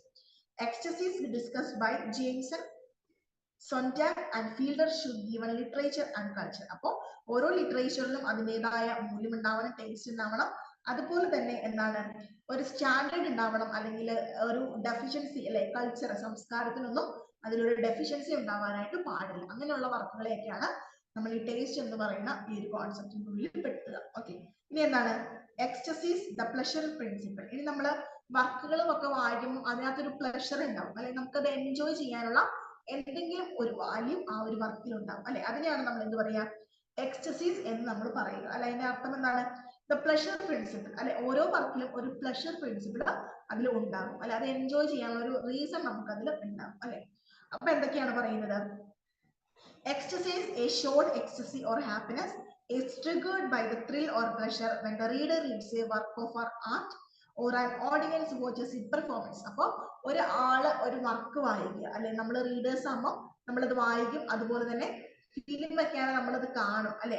അങ്ങനെ എന്ത് ചെയ്യുമ്പോഴും ഒരു audience ആയിട്ട് നമ്മൾ film കാണുക, ഒരു reader ആയിട്ട് നമ്മൾ ബുക്ക് വായിക്കുക, അതിലൊക്കെ എന്തുണ്ടാവും, അതിൽ നമ്മൾ ഒരു ഹാപ്പിനെസ് അല്ലെങ്കിൽ നമുക്ക് ഒരു ഷോർട്ട് ഇമോഷൻ നമ്മളുടെ അടുത്ത് നിന്നും വരും അല്ലെ. ഇപ്പൊ നല്ല നോവലുകളാണെങ്കിൽ നമ്മളത് ഭയങ്കര നമ്മളൊരു ഹാപ്പി ഫീലിംഗ്, ഒരു പോസിറ്റീവ് ആറ്റിറ്റ്യൂഡ് നമുക്ക് കിട്ടും അല്ലെ. ഇപ്പൊ നമ്മൾ ഒരു നോവലാണ്, മനസ്സിൽ ഒരു ചെറിയൊരു വിഷമം ബാക്കി വെച്ചിട്ട് അല്ലെങ്കിൽ നമ്മൾ ആ നോവൽ വായിച്ചിട്ട് നമ്മുടെ മനസ്സിലുണ്ടാവും അല്ലെ. ഫിലിമൊക്കെ നമുക്ക് നന്നായിട്ട് അറിയാം അല്ലെ. നമ്മൾ ഒരുപാട് ഫിലിമൊക്കെ കാണുമ്പോൾ ആ ഫിലിം കണ്ടു കഴിഞ്ഞാൽ അത് നമ്മളിങ്ങനെ ഹോണ്ട് ചെയ്തോണ്ടിരിക്കും അല്ലെ. അപ്പൊ അതിനെയാണ് നമ്മൾ എന്ത് പറയാ, എക്ടസിസ് എന്ന് പറയാം. The pleasure principle behind what we read or what we can watch അല്ലെ. നമ്മൾ കാണുന്നതിലും വായിക്കുന്നതിലും ഒക്കെ നമ്മൾ കാണുന്ന ഒരു പ്ലഷർ പ്രിൻസിപ്പിളാണ് നമ്മൾ എക്ടസിസ് എന്ന് പറഞ്ഞ് ഉദ്ദേശിക്കുക. ഓക്കെ, ഇനി ecstasis is the emotive charge and can be summed up as the therapeutic function of art അല്ലെ. ഇതൊരു വികാരപരമായിട്ടുള്ള ഒരു കാര്യമാണ് അല്ലെ. ഓരോ വർക്ക് അല്ലെങ്കിൽ ഒരു ആർട്ട് നമ്മൾ ചെയ്യുമ്പോൾ അല്ലെങ്കിൽ അത് കാണുമ്പോൾ എൻജോയ് ചെയ്യുമ്പോൾ നമുക്ക് ഉണ്ടാകുന്ന വികാരപരമായിട്ടുള്ള ഒരു ചാർജിനെയാണ് നമ്മൾ എക്ടസിസ് എന്ന് പറഞ്ഞ് ഉപയോഗിക്കുന്നത് അല്ലെ. Which help us to connect emotionally, നമ്മുടെ ഇമോഷൻസുമായിട്ട് ഈ ഒരു വാക്കിനെ നമ്മൾ കണക്ട് ചെയ്യും അല്ലെ. പിന്നെന്താണ്, starting from Aristotle's poetics and Shakespeare's plays and Premchand stories to popular best sellers such as the romance Gone with the Wind, Margaret Michael, the detective fiction of Agatha Christie and spy thrillers of Anne Fleming are based on the principle pleasure അല്ലെ. ഈ പറഞ്ഞ വർക്കുകളിലൊക്കെ നമുക്ക് ഈ ഒരു pleasure principle നമുക്ക് കാണാനായിട്ട് സാധിക്കും. ഏതൊക്കെയാണ്? Aristotle's poetics and Shakespeare's plays and Premchand's stories to popular bestsellers such as The Romance, Gone with the Wind, Margaret Michael, The Detective Fiction of Agatha Christie and Spy Thrillers. അപ്പൊ ഓരോ വർക്കിനും ഓരോ കാര്യങ്ങളായിരിക്കും അല്ലെ. അപ്പൊ ട്രാജഡി ആണെങ്കിൽ നമുക്ക് ആ ഒരു വിഷമം നമുക്ക് ഫീൽ ചെയ്യും അല്ലെ. റൊമാൻസ് ഒക്കെ ആണെങ്കിൽ ആ ഒരു റൊമാൻസ് നമുക്ക് ഫീൽ ചെയ്യും. പിന്നെന്താ, കോമിക് ആണെങ്കിൽ നമുക്ക് ആ ഒരു കോമഡി നമുക്ക് എൻജോയ് ചെയ്യാൻ പറ്റും. അങ്ങനെ ഓരോ വർക്കിനും ഓരോ സ്പെഷ്യാലിറ്റി പ്ലഷർ പ്രിൻസിപ്പിൾ ബിഹൈൻഡ് ഉണ്ടാവും. അല്ലാതെ നമ്മൾ എൻജോയ് ചെയ്യും അല്ലെ. പിന്നെ എന്താണ്, Aristotle's poetics and its universal principle tell us that tragedy does not produce any chance pleasure, but the pleasure proper to it. അല്ലെ. പക്ഷെ അരിസ്റ്റോട്ടലിന്റെ അഭിപ്രായത്തില് അദ്ദേഹം പറയുന്നത് ഒരു ട്രാജഡി നമ്മൾ വായിക്കുകയാണ് അല്ലെങ്കിൽ നമ്മളത് എൻജോയ് ചെയ്യുകയാണെങ്കിൽ അത് നമുക്ക് പ്രത്യേകിച്ച് ഒരു പ്ലഷർ പ്രിൻസിപ്പിളും അല്ലെങ്കിൽ ഒരു വികാരപരമായിട്ടുള്ള ഒന്നും നമുക്ക് തരുന്നില്ല എന്ന് നമുക്ക് പറയാം അല്ലെ. പക്ഷെ എന്താണ്, but the pleasure proper to it. പക്ഷെ എന്താണ്, ആ ഒരു പ്ലഷർ പ്രിൻസിപ്പിൾ നമ്മൾ പ്രത്യേകമായിട്ട് ഉണ്ടാക്കിയെടുക്കേണ്ട ആവശ്യമില്ല. ആ ഒരു വർക്കിൽ തന്നെ നമ്മൾ ഇത് റീഡ് ചെയ്യുമ്പോൾ തന്നെ നമ്മൾ അത് അനുഭവിച്ചു പോകുന്നുണ്ടെന്നാണ് അഭിപ്രായപ്പെടുന്നത് കേട്ടോ. ഇനി എന്താണ്, similarly the form of pleasure evoked by thrillers is suspense which make a reader read a story to find out what happens next. അതുപോലെ തന്നെ ഒരു റീഡർ ഒരു നോവൽ ഒന്ന് കണ്ടു കഴിയുമ്പോൾ വാട്ട് ഈസ് നെക്സ്റ്റ് എന്ന് പറഞ്ഞ് വളരെ ഈഗർലി വെയിറ്റിംഗ് ചെയ്യുന്നുണ്ടെങ്കിൽ അത് തന്നെയാണ് ആ ഒരു വർക്കിന്റെ സക്സസ് എന്ന് പറയുന്നത്. അത് തന്നെയാണ് നമ്മൾ ഉദ്ദേശിക്കുന്ന ആ ഒരു pleasure principle behind the work. Okay, every narration has the pleasure principle as it's basis അല്ലെ. അപ്പൊ ഓരോ വർക്കിനും ഒരു പ്ലഷർ പ്രിൻസിപ്പിൾ അതിൽ തന്നെ ഉണ്ടാകും. If the bloody murders in the popular spy thriller writer Ian Fleming's Bond novels and the detective fiction of Agatha Christie, crime thrillers invoke thrill and excitement, so does the murders in the novels of classic novelists such as George Eliot and Thomas Hardy. അപ്പൊ ഈ പറഞ്ഞ വർക്കുകളിലൊക്കെ നമുക്ക് ഈ ഒരു murder സീനിലും അതുപോലെ തന്നെ ഭയങ്കര thriller അല്ലെ മൂവീസ് അല്ലെ അങ്ങനെയുള്ളതിലൊക്കെ നമുക്ക് എന്ത് കാണാം, വർക്കിൽ നമുക്ക് ആ ഒരു പ്ലഷർ പ്രിൻസിപ്പിൾ നമുക്ക് കറക്റ്റ് ആയിട്ട് എൻജോയ് ചെയ്യാനായിട്ട് പറ്റും. ഓക്കെ,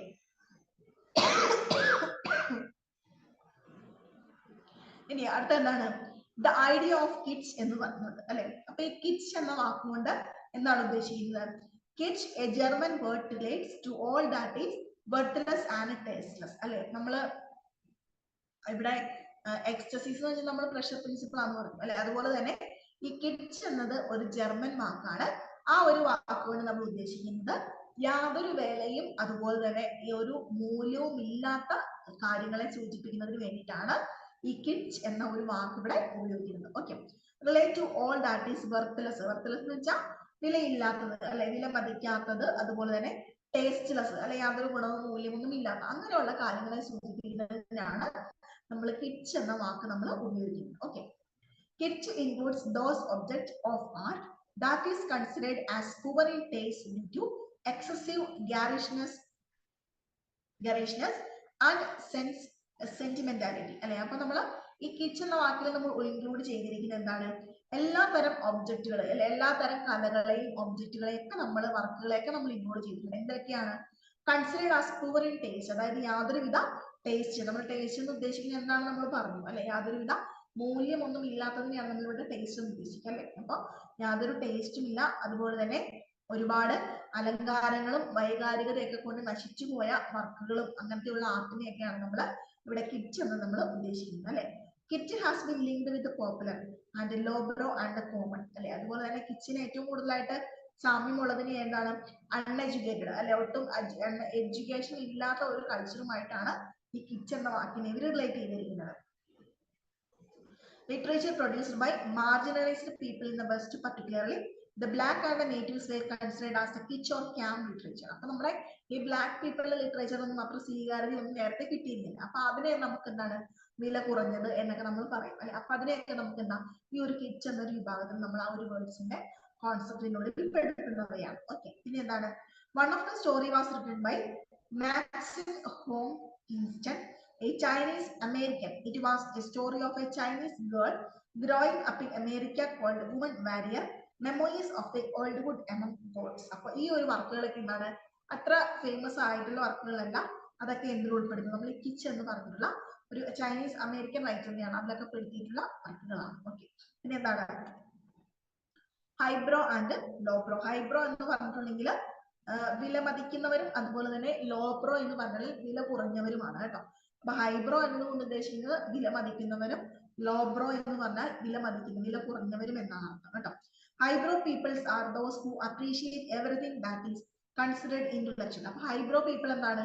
അവര് എല്ലാത്തിനെയും വില മതിക്കുന്നവരാണ് അല്ലെ, അതായത് ഭൗതികമായിട്ട് അല്ലെങ്കിൽ കുറച്ച് ബുദ്ധിപരമായിട്ടുള്ള കാര്യങ്ങളൊക്കെ ഉണ്ടാവും, അതിനെയൊക്കെ വിലയുള്ളവരായിട്ട് വില കാണുന്നവരാണ്. അതിലവര് നല്ല ക്വാളിറ്റി ഒക്കെ ഉള്ള പീപ്പിൾസ് ആയിരിക്കും അല്ലെ.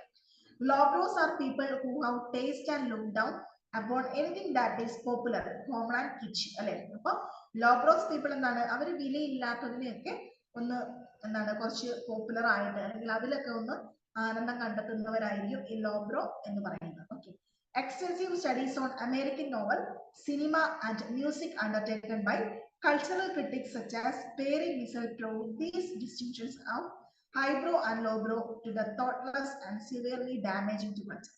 അപ്പൊ ഈ പെറി മീസ് എന്ന് പറയുന്ന ഇവര് കണ്ടുപിടുത്തം ഒന്ന് നടത്തിയ ഒരു പഠനം നടത്തിയത് ഇവര് പറയുന്നത് ഈ ലോബ്രോ ആൻഡ് ഹൈബ്രോ ഇങ്ങനെയുള്ളതൊക്കെ നമ്മുടെ കൾച്ചർ, നമ്മുടെ സംസ്കാരത്തിന് ദോഷം ചെയ്യുന്ന ഗ്രൂപ്പാണെന്നാണ് ഇവരുടെ അഭിപ്രായം. ഓക്കെ, ഇനി അടുത്ത എന്താണ്? Relation between myth and popular literature. ഇവിടെ മിത്തും പോപ്പുലർ ലിറ്ററേച്ചറും തമ്മിലുള്ള ഒരു ബന്ധം എന്താണെന്നാണ് ചോദിച്ചിരിക്കുന്നത് അല്ലെ. എന്താണ് മിത്ത് എന്ന് പറഞ്ഞാൽ? നമുക്കറിയാം മിഥ്യ അല്ലെ, അതായത് നമ്മുടെ ഇമാജിനേഷനും തെറ്റിദ്ധാരണകളും ഒക്കെ കൊണ്ടുള്ളതാണ് മിത്ത് എന്ന് നമ്മൾ പറയുന്നത് അല്ലെ. കുറച്ച് എന്താണ് കുറെ കെട്ടുകഥകളും അങ്ങനെയുള്ള കാര്യങ്ങളൊക്കെ ഒരു മിത്തായിട്ട് നമ്മൾ പറയും അല്ലെ. പിന്നെ പോപ്പുലർ ലിറ്ററേച്ചർ എന്ന് നമുക്കറിയാം ജനപ്രിയമായിട്ടുള്ള അല്ലെ, എല്ലാ കാലത്തും ജനങ്ങൾ അംഗീകരിച്ചിട്ടുള്ള ലിറ്ററേച്ചർ അല്ലെ. അപ്പൊ എന്താണ്? Myth is a consistent agent അല്ലെ. മിത്ത് എന്ന് പറഞ്ഞാൽ ഒരു സ്ഥിരതയുള്ള ഒരു ഏജന്റ് ആണ് അല്ലെ. Which universalise all literature in a mythic whole. അപ്പൊ എല്ലാ ലിറ്ററേച്ചറിലും ഈ ഒരു മിത്ത് എന്ന് പറഞ്ഞൊരു സംഭവം നമുക്ക് കാണാം. Myth and popular literature R closely related. അതുപോലെ തന്നെ മിത്തും ഈ ഒരു ജനപ്രിയ ലിറ്ററേച്ചർ പോപ്പുലർ ലിറ്ററേച്ചറും എന്നാണ് നന്നായിട്ട് കണക്ട് ചെയ്തിട്ടുള്ളവയാണ് അല്ലെ. Myths remove the gap that divides elite culture from pop culture. അപ്പൊ ഈ മിത്ത് എന്ന് പറയുന്നത് നമ്മുടെ ഈ ഒരു ഹൈ കൾച്ചറിനെയും അതുപോലെ തന്നെ പോപ്പുലർ കൾച്ചറിനെയും തമ്മിലുള്ളൊരു ഗ്യാപ്പ് ഇല്ലാതാക്കും എന്നാണ് പറയുന്നത്. കാരണം മിത്ത് എന്ന് പറയുന്നത് എലൈറ്റ് കൾച്ചർ അല്ലെ, എല്ലാ കൾച്ചറിലും ഉള്ളതാണ്, പോപ്പിലും ഉള്ളതാണ്.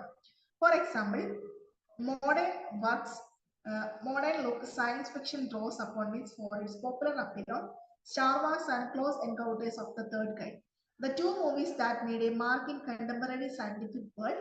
The scientific apparatus gives us an excuse to return to certain tale of mystery and adventure that thrilled us when we little kids. അപ്പോൾ നമ്മൾ ഈ സയൻസ് ഫിക്ഷൻ ഒക്കെ കാണുമ്പോൾ നമുക്കറിയാം അതിപ്പോ മോഡേൺ ആയാലും അല്ലെ, എലൈറ്റ് ആയാലും പോപ്പ് കൾച്ചർ ആയാലും ഒക്കെ എന്താണ് അതൊക്കെ മിത്ത് ആ ഒരു സയൻസ് ഫിക്ഷനിലൊക്കെ നമുക്ക് സെയിം ആയിട്ടാണ് ഫീൽ ചെയ്യുന്നത് അല്ലെ. ഇപ്പൊ നമ്മൾ ചെറുപ്പത്തിലായിരുന്നാലും വലുതായാലും ആ ഒരു സയൻസ് ഫിക്ഷൻ ഒക്കെ നമുക്ക് എപ്പോഴും മിത്ത് നമ്മൾ ഇപ്പോഴും എൻജോയ് ചെയ്യാറുണ്ട് അല്ലെ, നമ്മൾ ഇപ്പോഴും കാണാറുണ്ട്. Some popular characters from Popular works like Alice in Wonderland, Sherlock Holmes, and Tarzan become household names even with those people who had not heard of Lewis Carroll, Sir Arthur Conan Doyle, or Edgar Rice Burroughs, the creators of these popular figures in fiction. അപ്പോൾ നമ്മൾ അതിന് ഏറ്റവും നല്ല example പറയും നമ്മുടെ Alice in Wonderland, Sherlock Holmes, അതുപോലെ Tarzan അല്ലെ ഈ പറഞ്ഞ ക്യാരക്ടേഴ്സ് ഒക്കെ നമുക്ക് ഭയങ്കരമായിട്ട് നമുക്ക് അറിയുന്നത് പോലെയാണ്. കാരണം ഇവരൊക്കെ ക്രിയേറ്റ് ചെയ്തിട്ടുള്ള അല്ലെങ്കിൽ മിത്തുകളാണ് അല്ലെ, അല്ലെങ്കിൽ ഫിക്ഷൻ ആണ്. അതായത് ഇമാജിനേഷനിലൂടെ ക്രിയേറ്റ് ചെയ്യുന്ന ഫിക്ഷൻ എന്ന് പറയാം. അപ്പൊ ഇവരൊക്കെ ഫിക്ഷൻ ആണ്. പക്ഷെ ഇവരൊന്നും നമുക്ക് ഫിക്ഷൻ ആണെന്നൊന്നും നമുക്ക് തോന്നില്ല. കാരണം ഇവര് നമ്മൾ ഒറിജിനൽ ആണെന്നുള്ള രീതിയിലേക്ക് നമ്മൾ അവരെ അക്സെപ്റ്റ് ചെയ്ത് കഴിഞ്ഞിട്ടുണ്ട്. ഇപ്പൊ ഇവരുടെ ഓതേഴ്സ് ആയിട്ടുള്ള ലൂയിസ് കരോൾ, അതുപോലെ തന്നെ sir Arthur Konan ഡോയിൽ, Edgar rice ബുറോസ് അല്ലെ, ഈ ഒരു ഇവരുടെ ക്രിയേറ്റേഴ്സ് ആണ്. ഈ പറഞ്ഞ ആലീസ് വണ്ടർലാൻഡിലെ ഷെർലക് ഹോംസിന്റെ ടാർസന്റെ ഒക്കെ ക്രിയേറ്റേഴ്സ് ആണ്. പക്ഷെ ഇവരൊന്നും നമുക്ക് അറിയില്ല. ഇവരാരാന്ന് വെച്ചാൽ നമുക്കറിയില്ല. പക്ഷെ ഈ പറഞ്ഞ ക്യാരക്ടേഴ്സ് അല്ലെ, ഈ പറഞ്ഞ ആലീസ് ഇൻ വണ്ടർലാൻഡും ടാർസനും ഷെർലക് ഹോംസും ഒക്കെ നമ്മുടെ വീടുകളിലെ ആളുകളെ പോലെയാണ് നമുക്ക് പരിചയമാണ് അല്ലെ. അത് മിത്താണെങ്കിൽ നമ്മളത് നമ്മൾ സ്വീകരിച്ചു കഴിഞ്ഞു. അപ്പൊ അതെന്താണ്, അത് ബിക്കം പോപ്പുലർ ആണ് അല്ലെ. അത് പോപ്പുലർ ലിറ്ററേച്ചറിന്റെ ഒരു ഭാഗമാണ് ഈ പറഞ്ഞ വർക്കുകളൊക്കെ. അപ്പൊ എന്താണ് പോപ്പുലർ ലിറ്ററേച്ചർ മിത്ത് തമ്മിൽ കണക്ഷൻ അല്ലെ. അപ്പൊ മിത്താണെങ്കിലും അത് വളരെ പോപ്പുലർ ആണ്, അക്സെപ്റ്റഡ് ആണ്. പിന്നെന്താണ്, besides popular literature never seems a kind of literature that you are reading for the first time since the dramatized communal myth and dreams of the immemorial. അപ്പൊ ഇത് എപ്പോഴും എന്താണ്, ഒരു മരണമില്ലാത്ത പോലെ ഈ ക്യാരക്ടേഴ്സ് ഒക്കെ എപ്പോഴും നമ്മുടെ ഇടയിൽ ഇങ്ങനെ നിൽക്കുകയാണ് അല്ലെ. മിത്ത് വഴി ക്രിയേറ്റ് ചെയ്താണ്, ഫിക്ഷൻ ആണ് എന്നിരുന്നാലും ഇതൊരു ഇമ്മമോറിയൽ അല്ലെ, ഒരിക്കലും മരണമില്ലാത്ത കുറച്ച് ക്യാരക്ടേഴ്സ് നമ്മുടെ ഇടയിൽ എപ്പോഴും ചെയ്യുന്നത്. അതെന്താണ്, പോപ്പുലർ ആണ്. Become popular and that's why we called there is a relation between myth and popular literature. Okay, ഇനി അടുത്ത എന്താണ്, popular literature opening up the canon. Okay, നമ്മൾ നേരത്തെ കണ്ടതിന്റെ ബാക്കിയാണ് കേട്ടോ. പോപ്പുലർ ലിറ്ററേച്ചർ ക്യാനോൺ നമ്മൾ പറഞ്ഞാണല്ലോ. ക്യാനോൺ എന്താണെന്ന് പറഞ്ഞു, പോപ്പുലർ ലിറ്ററേച്ചർ നമ്മൾ എന്താണെന്ന് പറഞ്ഞാണ് കേട്ടോ. അത് നിങ്ങൾ ജസ്റ്റ് ഒന്ന് റീഡ് ചെയ്താൽ മതി. നമ്മൾ നേരത്തെ ആ ഒരു ക്യാനോണിന്റെ ഒക്കെ കൂടെ പറഞ്ഞിട്ടുണ്ടായിരുന്നു.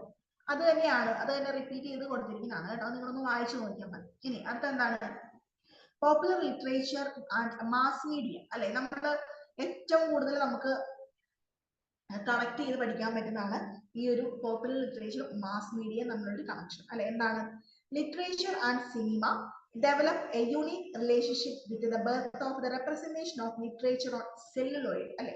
നമ്മുടെ ലിറ്ററേച്ചറിനെ നമുക്ക് കുറച്ചും കൂടെ ഒരു കണക്ഷൻ കിട്ടുന്നത് അല്ലെങ്കിൽ നമുക്ക് റെപ്രസെന്റ് ചെയ്യാൻ കിട്ടിയപ്പോഴാണ് ഈ ഒരു സെല്ലുലോയിഡ് വന്നതിന് ശേഷമാണ് അല്ലെ. സെല്ലുലോയിഡ് എന്താണ്, മോഷൻ പിക്ചേഴ്സ്. അതായത് നമ്മുടെ വർക്കുകളൊക്കെ നമ്മൾ ഫിലിം ആക്കിയൊക്കെ നമ്മൾ പ്രദർശിപ്പിക്കാൻ തുടങ്ങിയപ്പോൾ നമ്മുടെ ഈ പോപ്പുലർ ലിറ്ററേച്ചറിനെ നമുക്ക് കുറച്ചും കൂടെ ജനപ്രീതി അല്ലെ, popular works become more popular അല്ലെ, കുറച്ചും കൂടെ അത് പോപ്പുലർ ആയിട്ട് ഇരുന്ന് നമുക്ക് പറയാം. They are strongly linked now. Cinema is one of the dominant technologically progressive mode of cultural transmission. അപ്പൊ നമുക്ക് വളരെ ഈസി ആയിട്ട് ജനങ്ങളിലേക്ക് എത്തിക്കാൻ അല്ലെ. ചിലപ്പം എഡ്യൂക്കേറ്റഡ് ആയിട്ടുള്ള പീപ്പിൾസിന് ആർക്ക് റീഡ് ചെയ്യാൻ പറ്റുള്ളൂ. പക്ഷെ അതില്ലാത്തവരിലേക്ക് നമുക്ക് നമ്മുടെ ലിറ്ററേച്ചർ വർക്കുകൾ എത്തിക്കാനായിട്ട് ഈ ഒരു മാസ് മീഡിയ ഫിലിം നമ്മളെ ഒരുപാട് ഹെൽപ്പ് ചെയ്തിട്ടുണ്ട്. അതെന്താണ് പറയുക, progressive mode of cultural transmission അല്ലെ. അത് വളരെ ഈസി ആയിട്ടൊരു ട്രാൻസ്മിഷൻ ആയിട്ട് നമുക്ക് നടത്താൻ പറ്റിയ ഒരു മെത്തേഡാണ് അല്ലെ, ഫിലിമായിട്ട് പ്രദർശിപ്പിക്കുക. It is an integral to the development of the cult of the pop in the modern society. അപ്പൊ നമ്മുടെ ഈ ഒരു പോപ്പുലർ കൾച്ചറിൽ ഈ മോഡേൺ സൊസൈറ്റിയിൽ ഏറ്റവും ഇമ്പോർട്ടന്റ് ആയിട്ട് ഒരു ഇന്റഗ്രൽ പാർട്ടായിട്ട് മാറിയിരിക്കുകയാണ് ഈ ഒരു സെല്ലുലോയിഡ് എന്ന് പറയുന്നത്, അതായത് മോഷൻ പിക്ചേഴ്സ് എന്ന് പറയുന്നത് അല്ലെ. Cinema creates an extend narrative text four literature. അപ്പൊ നമ്മുടെ ഒരു ടെക്സ്റ്റിന് നമ്മൾ വായിച്ചതുപോലെ തന്നെയുള്ള അനുഭവം നമുക്ക് എന്ത് കിട്ടും, നമ്മളൊരു ഫിലിം കാണുമ്പോൾ കിട്ടും അല്ലെ. ചിലപ്പം നമുക്ക് ആ ടെക്സ്റ്റിൽ വായിച്ചത് ഒരു ഫിലിമായിട്ട് കാണുമ്പോൾ ചിലപ്പോൾ നമുക്ക് കുറച്ചും കൂടെ നമുക്ക് ചിലപ്പോൾ അത് അണ്ടർസ്റ്റാൻഡ് ചെയ്യാൻ പറ്റിയെന്ന് വരാം അല്ലെ. അപ്പൊ കുറച്ചും കൂടെ ഡീറ്റെയിൽഡ് ആയിട്ട് നമുക്ക് ഫിലിമൊക്കെ ആയിട്ട് നമ്മുടെ വർക്കുകളെയൊക്കെ മാറ്റാനായിട്ട് പറ്റും. It is because of the mass public culture art practice vehicle propaganda and adaptations the paradigm shift has taken place in the last 2 decades. അപ്പോൾ ഇത്ര മാതൃകാപരമായിട്ടുള്ള ഈ ഒരു ചേഞ്ചസ് ഒക്കെ നമ്മൾ ഈ ലാസ്റ്റ് ഡെക്കേഡ്സിൽ അല്ലെ വർഷങ്ങളിലൊക്കെ ആയിട്ട് സംഭവിച്ചുകൊണ്ടിരിക്കുകയാണ്. Now a text has been placed against various production apparatus, cinema, stage, television and comic books. അപ്പൊ ഈ പറഞ്ഞ കാലഘട്ടങ്ങളിൽ സംഭവിച്ച മാറ്റങ്ങൾ എന്തൊക്കെയാണ്, ഒരു ബുക്കിനെ നമുക്ക് ഏത് രീതിയിലേക്കാക്കി നമുക്ക് സിനിമയാക്കാൻ പറ്റിയിട്ടുണ്ട്. സ്റ്റേജിൽ നമ്മൾ നാടകങ്ങളൊക്കെ ആയിട്ട് അല്ലെങ്കിൽ നമ്മൾ തെരുവ് നാടകങ്ങൾ അങ്ങനെയൊക്കെ നമ്മൾ പെർഫോം ചെയ്യാൻ പറ്റിയിട്ടുണ്ട്. അതുപോലെ തന്നെ television and comic books, television നമുക്ക് പരമ്പരകളായിട്ടോ അല്ലെങ്കിൽ എപ്പിസോഡുകളൊക്കെ ആയിട്ട് നമുക്കിപ്പോൾ ഒരുപാട് അറിയാം അല്ലെ. നമുക്ക് പല പല എന്താണ് നമ്മൾ ഈ ഇതിലൊക്കെ നമ്മൾ പബ്ലിഷ് ചെയ്യണമൊക്കെ കാണാറുണ്ട് അല്ലെ, ടെലികാസ്റ്റ് ചെയ്യാറുണ്ട്. അപ്പൊ അങ്ങനെ നമുക്ക് വർക്കുകളെ നമുക്ക് മാറ്റാൻ പറ്റും. അതുപോലെ തന്നെ കോമിക് ബുക്സ്, അങ്ങനെ ഏത് രീതിയിൽ വേണമെങ്കിലും നമ്മുടെ ലിറ്ററേച്ചറിനെ മാറ്റി കൂടുതൽ പോപ്പുലർ ആക്കാനായിട്ട് ഇപ്പോൾ അവസരമുണ്ട്. If literature has to meet its role and purpose and be a communicative practice, the analysis of popular narrative can provide a crucial link between the literature and a study of other mediums. അപ്പൊ നമ്മുടെ ഈ ഒരു literature കൂടുതൽ എല്ലാവരുടെയും എത്തിക്കാനായിട്ട് നമുക്കിപ്പോൾ ഒരുപാട് mediums നമുക്കും അവൈലബിൾ ആണ് അല്ലെ. അതിന് ഏറ്റവും നല്ല എക്സാമ്പിൾ ആണ് മാസ് മീഡിയ അല്ലെ, നമ്മുടെ ഫിലിമും അതുപോലെയുള്ള മറ്റ് മോഷൻ അല്ലെ സെല്ലുലോയിഡ് പോലുള്ള കാര്യങ്ങൾ. ഇനി എന്താണ് Indian English popular fiction the literary Canon. ഇനി നമ്മുടെ ലിറ്റററി കാനോൺ നമ്മൾ എന്താണെന്ന് പറഞ്ഞു, ഒരു പ്രത്യേക കൾച്ചറിൽ ഭാഷയിലുള്ള ഒരു ഗ്രൂപ്പ് ഓഫ് വർക്കിനെയാണ് നമ്മൾ കാനോൺ എന്ന വാക്കോട് ഉദ്ദേശിക്കുന്നത്. ഇനി നമ്മുടെ ഇന്ത്യയിലുള്ള പ്രധാനപ്പെട്ട ലിറ്റററി ഫിക്ഷനും വർക്കുകളും അത് ഏതാണ്, എന്താണ് നമ്മുടെ ഇന്ത്യൻ കാനോൺ എന്നാണ് പറയുന്നത് കേട്ടോ. The Indian English popular fiction is redefining the canon. They are rooted in the corners of the present and voicing the aspirations of the young and the new Indian middle class. അപ്പൊ നമ്മുടെ ഇന്നത്തെ young പീപ്പിളിന് വേണ്ടിയിട്ടാണ് നമ്മൾ കൂടുതലായിട്ടും നമ്മുടെ ഈ ഒരു literary Canon നമ്മൾ ക്രിയേറ്റ് ചെയ്യുന്നത് അല്ലെ. എന്താണ് they are shifting their over-shifting gender roles and changing in youth culture. It is playing a pivotal role in the canon formation. അപ്പൊ ഇന്നത്തെ കാലത്ത് നമ്മുടെ ഇന്ത്യൻ റൈറ്റിംഗ്സ് അല്ലെങ്കിൽ ഇന്ത്യൻ ലിറ്ററേച്ചർ എന്ന് പറയുമ്പോൾ നമുക്ക് അതിനകത്ത് ഒരു പ്രത്യേക തരം കാറ്റഗറി നമ്മൾ പണ്ടത്തെ പോലെയല്ല അല്ലെ. ഇപ്പൊ പല സെക്ഷൻസ് ഓഫ് റൈറ്റിംഗ്സ് നമ്മുടെ ഇന്ത്യൻ ലിറ്ററേച്ചർ ഇന്ത്യൻ കാനൺ ഇതിൽ നമുക്ക് ഉൾപ്പെടുത്താനായിട്ട് പറ്റും അല്ലെ. Adopting systematic approach, those pop fiction writers have made themselves more relevant to their young readers. അപ്പൊ നമ്മുടെ ചെറുപ്പക്കാരായിട്ട് അല്ലെങ്കിൽ യങ് റീഡേഴ്സിനെ അട്രാക്ട് ചെയ്യുന്ന രീതിയിലുള്ള റൈറ്റിംഗ്സ് ആണ് ഇപ്പോൾ കൂടുതൽ വരുന്നത്. അപ്പൊ അവിടെ ഒരു കാറ്റഗറി, അവിടെ ഒരു കാനോൺ നമ്മൾ ക്രിയേറ്റ് ചെയ്യപ്പെടുകയാണ് അല്ലെ. അപ്പൊ എക്സാമ്പിൾ പറയുകയാണെങ്കിൽ ചേതൻ ഭഗത്തിന്റെ നോവൽസ് അല്ലെ, അദ്ദേഹത്തിന്റെ നോവൽസ് എപ്പോഴും യങ്സ്റ്റേഴ്സിനെ മെൻഷൻ ചെയ്തുകൊണ്ടാണ് അല്ലെങ്കിൽ അവരെ മുന്നേ വെച്ചുകൊണ്ടുള്ള നോവലുകളാണ്. അപ്പൊ അതൊരു ക്യാമ്പസ് നോവൽസ് എന്നുള്ള ഒരു കാനോൺ, ഒരു ഗ്രൂപ്പ് അവിടെ ക്രിയേറ്റ് ചെയ്യപ്പെടുകയാണ് അല്ലെ. പിന്നെ എന്താണ് in consumable texts, uncultured books and biographical sociology, Suman Gupta talks about popular and commercially popular Indian fiction. അപ്പൊ ഇന്ത്യൻ ഫിക്ഷൻ, ഇന്ത്യയിലെ ഒരു ലിറ്ററേച്ചറിനെ കുറിച്ച് പറയുകയാണെങ്കിൽ are indispensable parameters of the popular text in the 21st century.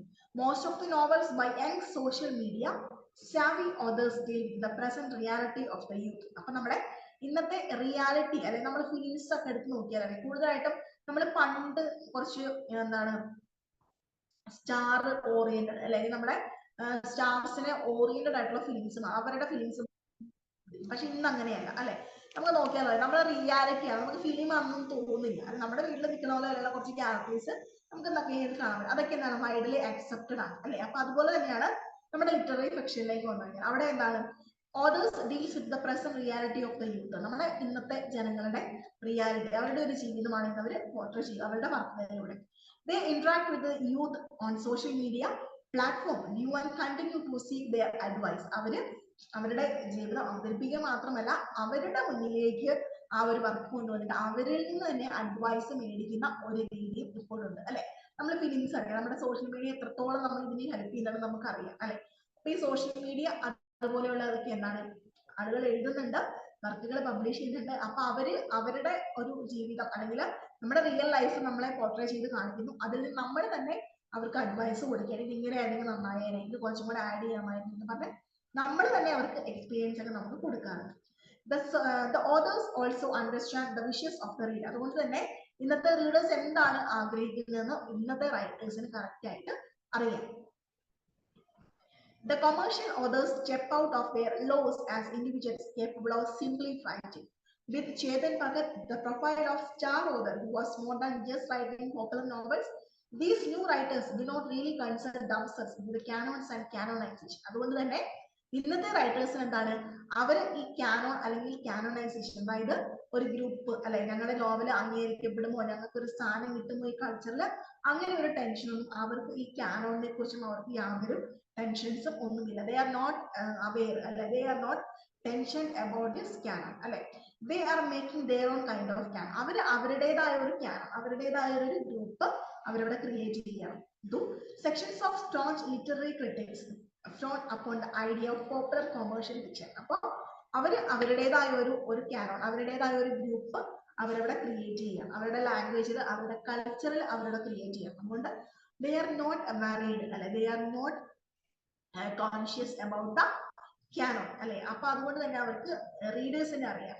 they are reading the readers mind and they are taking advices from the readers. അതുകൊണ്ട് തന്നെ അവരുടെ work എല്ലാ കാലത്തും പോപ്പുലർ ആയിരിക്കും. അതുപോലെ തന്നെ അവർക്ക് അവരുടേതായ ഒരു canon ക്രിയേറ്റ് ചെയ്യാനുള്ള ഒരു കപ്പാസിറ്റി ഉണ്ട്. ഓക്കെ, അപ്പൊ ഇത്രയുമാണ് നമ്മുടെ ഇന്ത്യൻ പോപ്പുലർ ഫിക്ഷനെ കുറിച്ച് നമുക്ക് പറയാനുള്ളത്. ഓക്കെ, അപ്പൊ ഇത്രയുമാണ് ഈ ഒരു ചാപ്റ്ററിൽ പറഞ്ഞിട്ടുള്ളത്. എന്താണ് കാനോണിക്കൽ ആൻഡ് പോപ്പുലർ, എന്താണ് കാനോൺ എന്ന് പറഞ്ഞു, എന്താണ് പോപ്പുലർ എന്ന് നമ്മൾ പറഞ്ഞു. ഓക്കെ, നിങ്ങൾ വായിച്ച് നിങ്ങൾക്ക് മനസ്സിലാവും കേട്ടോ. കുറച്ച് നമ്മൾ അത്രയും കേൾക്കാത്ത കുറച്ച് ടേംസ് ഒക്കെ ആയതുകൊണ്ട് പെട്ടെന്ന് നമ്മുടെ മനസ്സിലേക്ക് വരണം എന്നില്ല. എന്നിരുന്നാലും വായിച്ച് കഴിയുമ്പോൾ നിങ്ങൾക്ക് ഓർമ്മ കിട്ടും. ഓക്കെ, പിന്നെ ഇവിടെ നോക്കിക്കേ, മൾട്ടിപ്പിൾ ചോയ്സ് ക്വസ്റ്റ്യൻസ് കൊടുത്തിട്ടുണ്ട്. വാട്ട് ഈസ് ഉക്കിയോ നമ്മൾ പറഞ്ഞു അല്ലെ, ജപ്പാനിലെ ആർട്ട് ഫോം ആണെന്ന് പറഞ്ഞു. പിന്നെ ഉക്കിയോ എവിടെയാണ് പ്രിന്റ് ചെയ്യുന്നതെന്ന് പറഞ്ഞു. എവിടെയാണ്? ബ്ലോക്കിലാണ് അല്ലെ, വുഡൻ ബോക്സിലാണ്, പല കളറിലാണ് എന്ന് പറഞ്ഞു അല്ലെ. പിന്നെ ഷേക്സ്പിയറിന്റെ എന്താണ് which of the following controversial text, ഇതൊക്കെ നമ്മൾ ഇപ്പൊ പഠിച്ചതിനകത്തുള്ള വൺവേർഡുകളാണ് കേട്ടോ. അതുകൊണ്ട് നിങ്ങൾക്ക് വലിയ പാടൊന്നും ഉണ്ടാവില്ല. ഇതൊക്കെ നമ്മളിപ്പോ പറഞ്ഞതിനകത്തുണ്ട്. മഗ്ദലേന മറിയത്തിന്റെ കഥയൊക്കെ നമ്മൾ പറഞ്ഞു. അത് വലിയ കോൺട്രവേഴ്സിയൽ ആയിട്ടുള്ള ടെക്സ്റ്റ് ആണെന്ന് നമുക്ക് പറഞ്ഞു അല്ലെ. അപ്പൊ നിങ്ങൾ ഇതൊന്ന് വായിച്ചു നോക്കുക. but ഇവിടെ ക്വസ്റ്റ്യൻ ആൻസേഴ്സ് ആയിട്ട് നമുക്ക് വളരെ ചെറിയ രീതിയിൽ നമ്മൾ കൊടുത്തിട്ടുണ്ട്. ഡിഫൈൻ ലിറ്റററി കാനോൺ എന്ന് പറഞ്ഞു കൊടുത്തിട്ടുണ്ട്. അതുപോലെ തന്നെ ഒത്തിരി ക്വസ്റ്റ്യൻസ് ഒന്നും ഇല്ല. നമ്മളിപ്പോ പറഞ്ഞ കാര്യങ്ങളൊക്കെ തന്നെ ഒന്നുകൂടെ ചുരുക്കി കൊടുത്തിരിക്കുകയാണ്. അപ്പൊ നിങ്ങൾക്ക് വായിച്ചാൽ മനസ്സിലാവും. പിന്നെ ഇതിനകത്ത് വായിച്ചിട്ട് നിങ്ങൾ മനസ്സിലാവാത്തുണ്ടെങ്കിൽ ചോദിക്കുക. ഓക്കെ ഓക്കെ, അപ്പൊ ഇത്രയേ ഉള്ളൂ. നമ്മുടെ രണ്ടാമത്തെ ചാപ്റ്റർ നമ്മൾ കംപ്ലീറ്റ് ചെയ്തിട്ടുണ്ട്. അപ്പൊ നിങ്ങൾ വായിച്ചു നോക്കിയിട്ട് നിങ്ങൾ സംശയം എന്തെങ്കിലും ചോദിക്കാം. കാരണം നമ്മൾ അധികം കേൾക്കാത്ത ടൈംസ് ഒക്കെ ആയിട്ട് നമുക്ക് പെട്ടെന്ന് മനസ്സിലാവണമെന്നില്ല. Okay okay, thank you. അപ്പോൾ do watch our class and ask if you have any doubts and I will clear. Okay, see you in the next class. Bye.